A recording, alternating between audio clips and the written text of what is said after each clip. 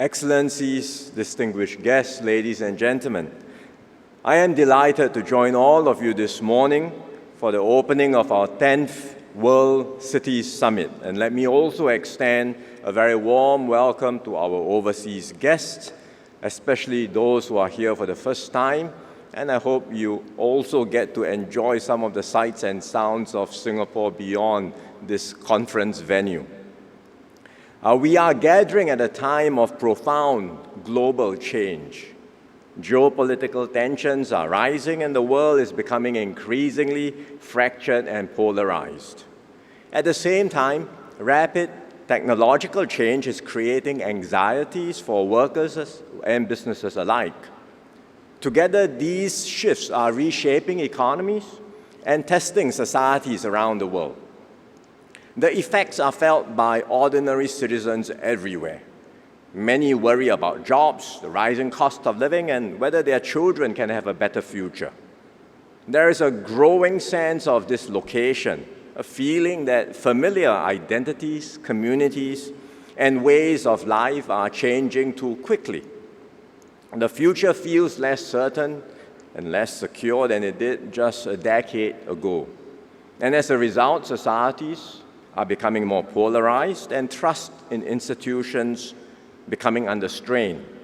All this makes it increasingly difficult to build consensus around the difficult long-term solutions we need to move forward.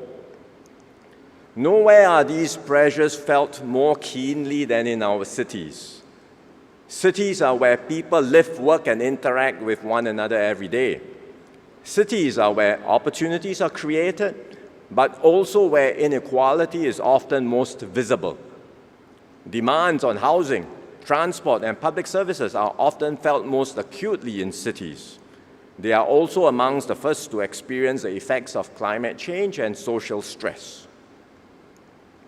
So in many ways, cities sit at the front line of humanity's biggest challenges.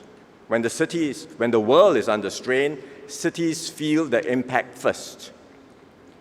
Yet cities are also among our best hope for finding solutions. Just as cities concentrate our most complex problems, they also concentrate human ingenuity, bringing together people, ideas, capital, and innovation in ways that make solutions possible. That makes cities the ideal test beds for problem solving. They are the places where new ideas can be developed, tested, refined, and scaled for wider impact. And wherever we come from, city leaders are grappling with many of the same challenges. Like, how do we harness technology and keep our economy growing while ensuring people are not left behind? How do we bring together people of different backgrounds while maintaining social cohesion? How do we meet growing infrastructure needs while keeping our cities sustainable and livable? There are no perfect answers or silver bullets to these questions. Difficult trade-offs are unavoidable. Every city must navigate its own constraints and tap on its unique strengths to find its own path forward. But no city has to do this alone. Because these are shared challenges, there is much we can learn from one another's experiences. And such city-to-city cooperation matters more than ever in a world that feels more divided and fragmented. Between countries, governments may not always see eye to eye on every geopolitical issue, but cities can still find common ground, exchange practical ideas, and learn from one another's experiences. And that is why Singapore created this summit. And I hope the exchange over the next few days will inspire new ideas and possibilities for all cities. Singapore's own journey reflects these realities and illustrates just how difficult the trade-offs can be in practice. Our developmental story has always involved balancing competing priorities. External observers sometimes look at us and try to fit us into a particular model or framework.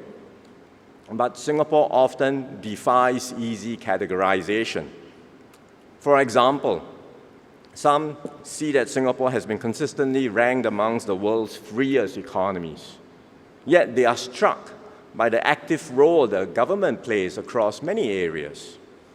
Others focus on our state capacity and imagine that we run a very large public sector. They are often surprised to learn that the government spends less than 20% of GDP, far lower than in many advanced economies. So the reason for these seeming contradictions is simple.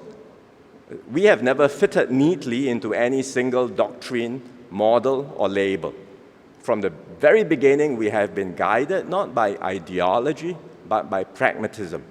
We try different approaches, we keep what works, and we change what does not. And above all, we focus on what delivers the best outcomes for Singapore and Singaporeans. And let me illustrate with 3 examples.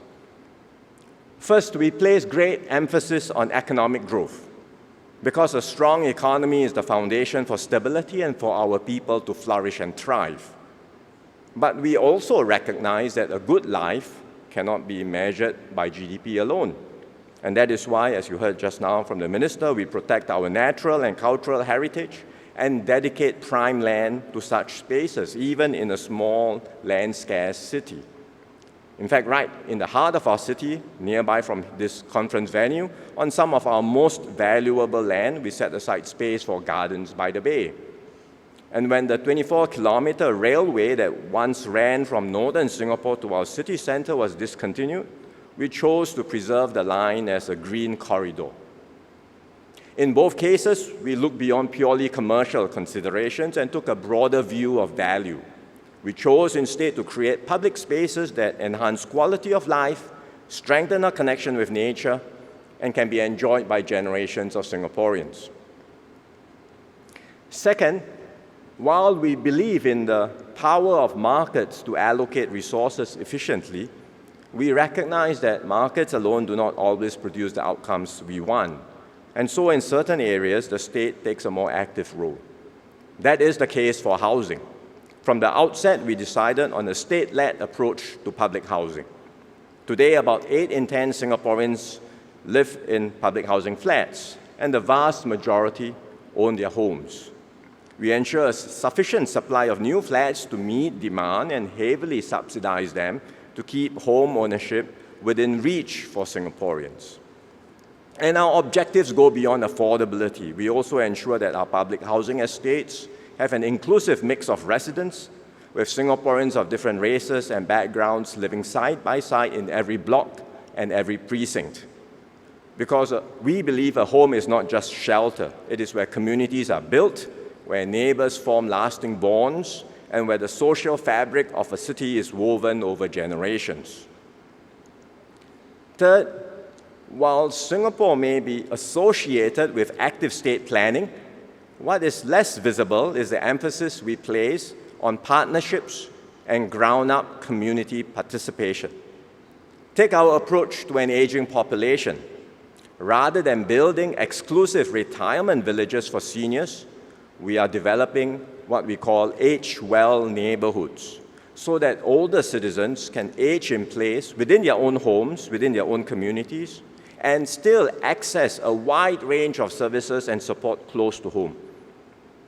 And that depends on much more than physical infrastructure. It requires strong partnerships with healthcare providers, community organizations, caregivers, and volunteers so that we can build extensive social networks.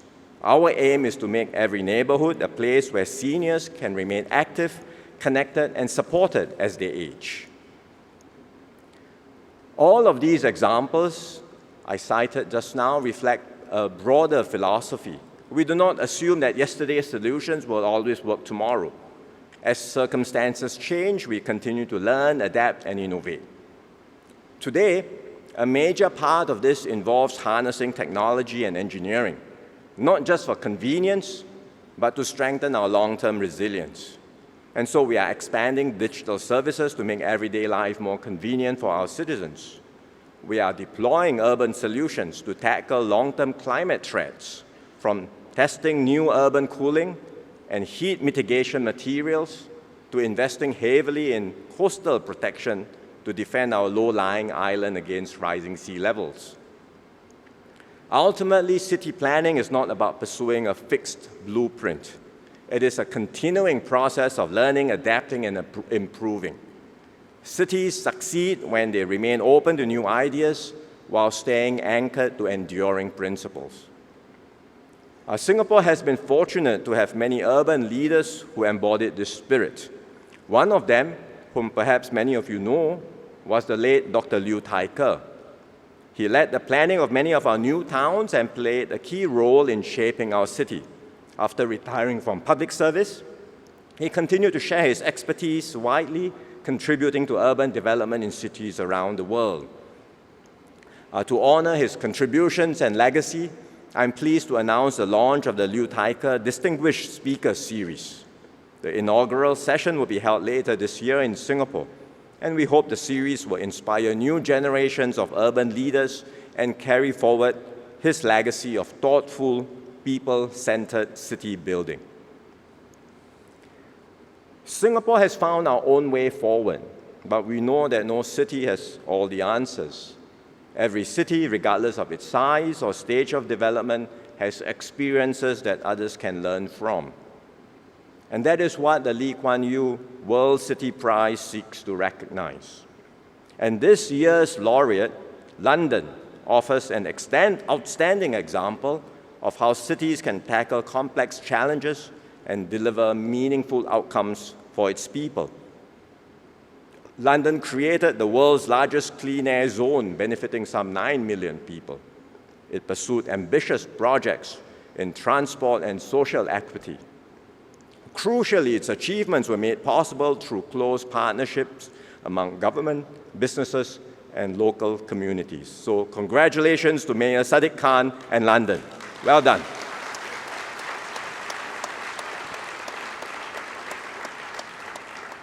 There is much to learn from London and our past laureate cities, as well as the cities receiving special mentions both this year and past. Each has made meaningful progress in addressing specific urban challenges, and each offers valuable lessons for cities around the world. And that is why we've built a network that brings these cities together to share ideas and experiences. We want to strengthen and expand these connections further, so that successful innovations can spread more widely and benefit even more cities. To support this effort, we are launching a new initiative, the Mayoral Fellowship. The fellowship extends opportunities for learning and exchange to leaders beyond the existing circle of prize-awarded cities. After all, good ideas can come from anywhere. So we want this to be a platform for mayors to engage candidly with one another, share both their successes and setbacks, and build lasting relationships. And today I'm pleased to welcome our 4 inaugural mayoral fellows from Agra, Bucharest, Kigali, and Shwani. Welcome, all of you.